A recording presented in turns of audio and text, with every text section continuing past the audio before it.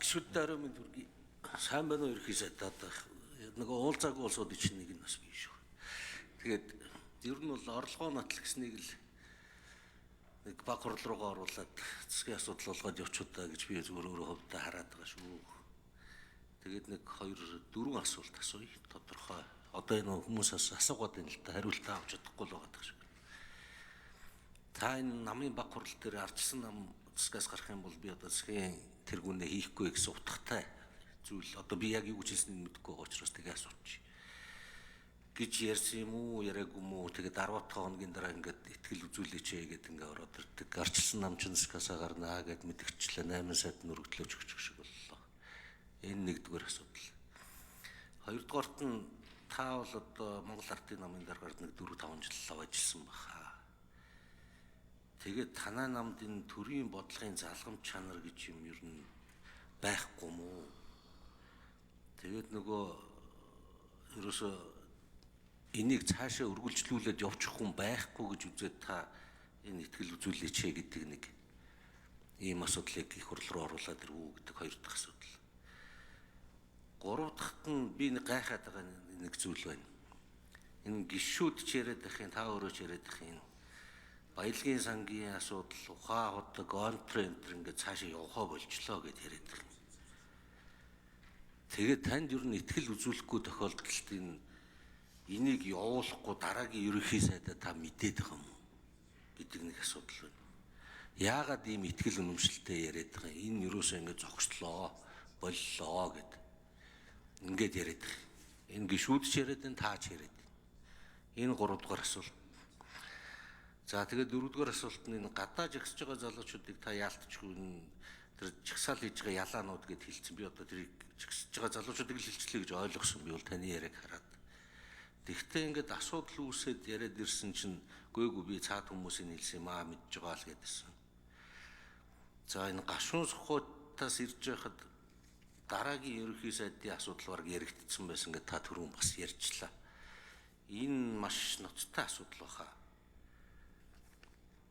Энэ ч одоо нөгөө төрийн эрх гэдэг юм уу засгийн эрхийг хуулиусаар авах руу орчихгүй юм уу?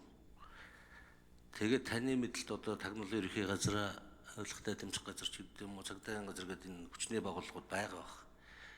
Бодвол тэд нар мэдээлэл өгж байгаа болоо та тэгж ярьсан болоо гэж би бодоод их юм. Тэгээд хэрвээ тийм байдаг бол энэ улсын их хурлынхаа чуулганыг хаалттай болгож байгаад ийм яригдаад энэ гэдэг бас нэг мэдээлэл өгчөж болохгүй юм уу гэдэг ийм нэг 4 асуулт байна. Би тодорхой яг 4 асуулт асуучлаа. За хариулт өгье. Ерөнхий сайд.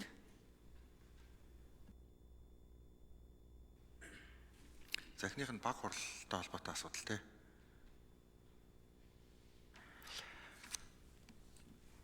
Баг хурал дээр асуудлууд яригдсан. Тэгээд тийм асуулт хариултын л юм байдалтай явсан. Одоо тэрэн дээр одоо арчсан намын сайд нар ингэж ажилласан гэдгийг одоо би яг л одоогийн байгаа байр суурьаараа л илэрхийлсэн. Одоо манай намын хамт олон байж байна. Давуу тал байна, сул тал байна гэдгийг л ярьсан. Тэгээд одоо улс төрийн шийдвэр ийм юм байгаа гэдэг бүлэг дээр гарсан уур амьсгалыг баталгаажуулж өгөх зүйтэй гэж үтсэн. За баг хурал дээр арчсан нам хэрвээ гарвал би ерөнхий сайдынхаа ажлыг өгнө гэж би хэлсэн. За манай баг хурлын гишүүд болохоор энийг заавал салгаж хураах ёстой гэсэн. За миний хувьд бол хамтарсан агуулгаараа ингэж явах нь бол зүйтэй юм аа гэдэг ийм асуудлыг ярьсан.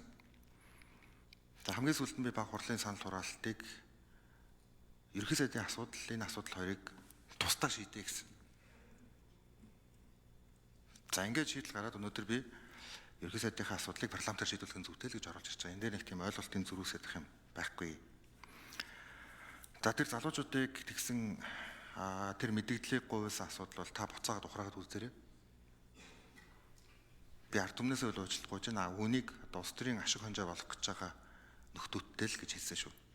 Тэгэхээр энийг бас говьлаад хэрэггүй. За гашуун сухад болон бусад төслүүд баялагын сан ингээд ухарчих гээд байгаа мó гэдэг нь ухахгүй гэдэгт бол би бас итгэлтэй байгаа. Ухахгүй гэдэгт итгэлтэй байгаа. Гэхдээ улсын ерөнхий сайдын хувьд эрсдлүүд гарч болцчихгүй маа гэдгийг нээлттэй ярьж байгаа нь бол буруу биш байхаа гэж бодож байна.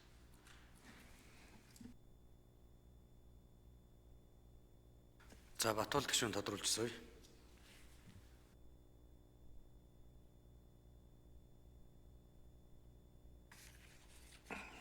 Яг л нөгөө нэг ингээд тойруулаад бас хариулал өнгөрчлөө л дөө. Би зүгээр асуугаад байгаа нь тэгээд байгаа. Гишүүд ч тэгж яриад идэг, таач тэгж яриад байгаа. Энэ нэг хэдэн том төслүүдтэй холбоотой ажлууд жоохон байлаа, ухаадгын жоохон байлаа, хэдэн МСС-д юунууд мафийн толгойлогч нарын чинь засаг өдөртөө таныг ингээд явуулчих гээд байна гэдээ яриад байгаа. Тэгэхээр энийг явуулахгүй байх дараагийн ерөнхий сайдын та мэдээд байгаа юм уу л гэж би асууад байгаа. Хоёрдугаарт яг тэр ихний асуудал дээр тэр бодол бол өөрчлөгдсөн юм байна. Тэр арчилсан нам гарчвал болиё гэдгээ болцсон юм байна. 2 хуваагаад санал оруулагдсан юм байна гэж ойлголоо. Тэгээд тэр гашуун сухатаас ирж байхад ерөнхий сайдын асуудал яригдсан байсан гэдэг тэр нэрлэлдэг гэж. Тэр ямар хүн ямар ерөнхий сайд болцсон байсан юм. За ерөнхий сайд хариулт өгье.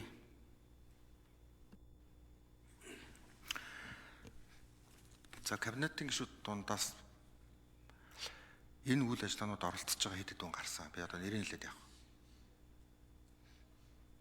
За энэ бол бас тийм одоо ноцтой бөгөөд харамсалтай үйл явдал болсон. Дундаа бас нэлээдгүй асуудлууд ярьсан. Кабинетын гишүүд бол итгэл үнэмшлэрээ нэг л байх ийм үндсэн хуулийн зарчимтай. Ийм асуудал одоо бас хийгдэж чадаагүй сонголтондоо бас харамсанд бол байгаа.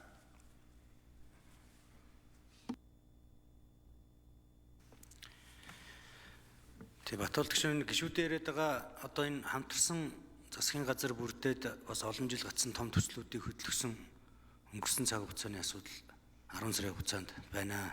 Ер нь цаашид одоо юм томоохон төслүүдийг хамтрал бий болоод хөдөлгөж чадах уу гэдэг асуудал төр их төвлөрч ярьж байгаа.